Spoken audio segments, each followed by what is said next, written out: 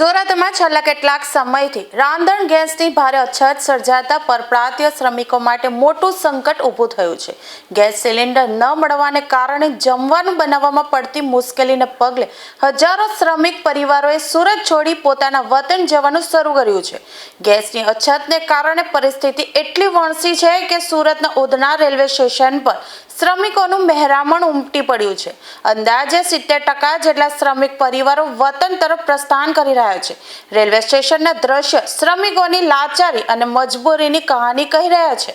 વિજય માંગુકિયા તકવાદીઓ દ્વારા જે રીતે ઇન્ડસ્ટ્રીયલ વિસ્તારોની અંદર તકનો લાભ ઉઠાવીને ગેસના રાંધણ ગેસની અંદર અને ઇન્ડસ્ટ્રીયલ ગેસની અંદર જે કાળાબજારી કરવામાં આવી રહી છે, ત્યારે ચોક્કસ કારીગરોમાં એક ખોફ, એક ડરનો માહોલ ઊભો થયો છે અને કામદારો દ્વારા પોતાના વતનની અંદર પોતાના પરિવારજનો વસતા હોય તો કામદારો પોતાના વતનની વાટ પકડી છે।